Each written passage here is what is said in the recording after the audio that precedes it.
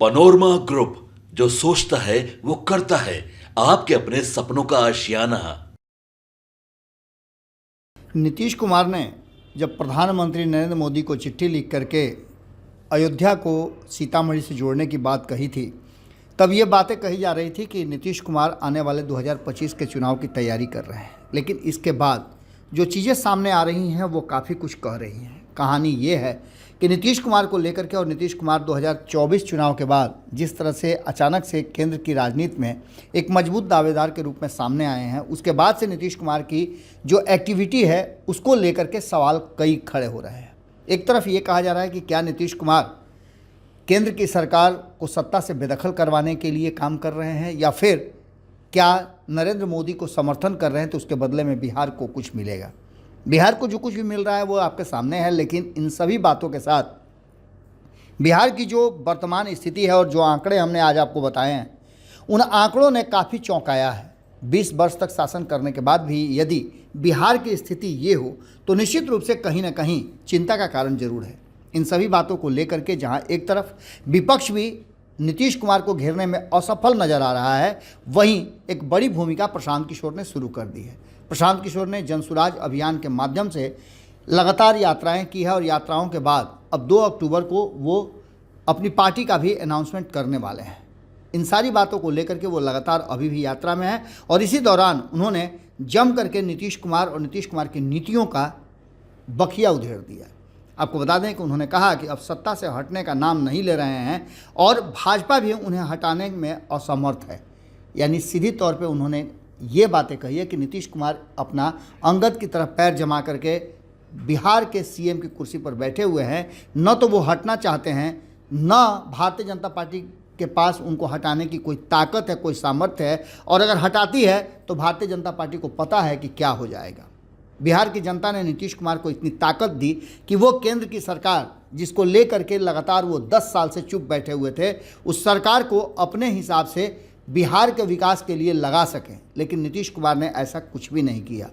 नीतीश कुमार को कुर्सी पर बनाए रखने के लिए भाजपा की मजबूरी है, तो दूसरी तरफ आपको बता दें कि दिल्ली की कुर्सी पर नरेंद्र मोदी को बनाए रखने के लिए नीतीश कुमार जरूरी हैं। इन सभी बातों को लेकर के प्रशांत किशोर ने बहुत सारी बातें की है। उन्होंने कहा कि बिहार बहुत पीछे छूटता जा रहा है।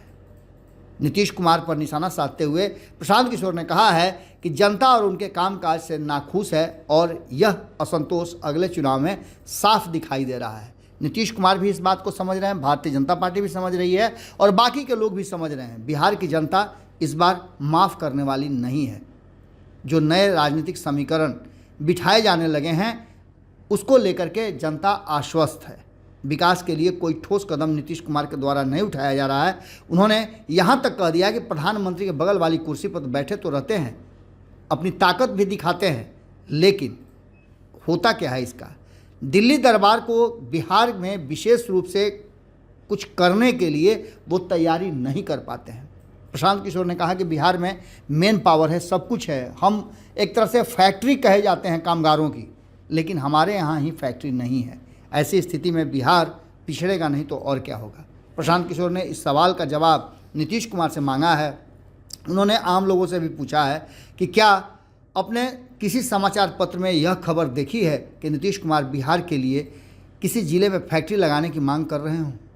आगे उन्होंने यह भी कहा कि बिहार के लिए जो मांगना चाहिए वो तो मांगते नहीं हैं और अननेसेसरी चीज़ों को कहीं ना कहीं नीतीश कुमार प्रश्रय देते हैं। सुनिए प्रशांत किशोर ने क्या कहा है, क्योंकि ये जानना आपके लिए बहुत ज़रूरी है कि प्रशांत किशोर आखिर अपनी तैयारियों के बीच क्या कुछ कर रहे हैं, उसके असर क्या होंगे।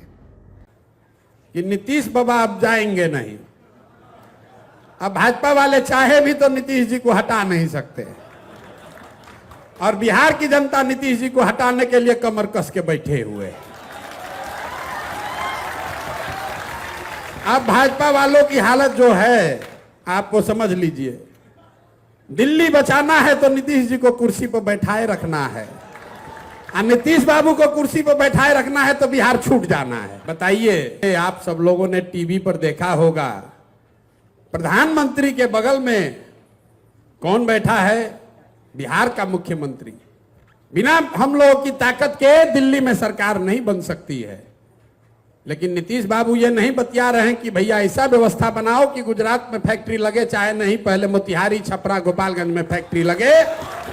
आप बताइए, किसी भी समाचार पत्र में ये खबर आया कि नीतीश बाबू कह रहे हैं कि बिहार के हर जिला में एक फैक्ट्री लगेगा, तब समर्थन देंगे? बोला भाई? नीतीश बाबू बतिया रहे हैं कि कौन मंत्रालय मिलेगा, कौन मंत्रालय मिलेगा। तो इस बार जनता उनको ऐसा नीचे उतारेगी कि कुछ बतियाने भर नहीं रहेंगे। पनोरमा ग्रुप, जो सोचता है वो करता है। अगर ये वीडियो पसंद आई और वह बिहार के राजनीति और बिहारियत से सरोकार रखेनी तो सब्सक्राइब बटन दबा के चैनल के सब्सक्राइब कर ली।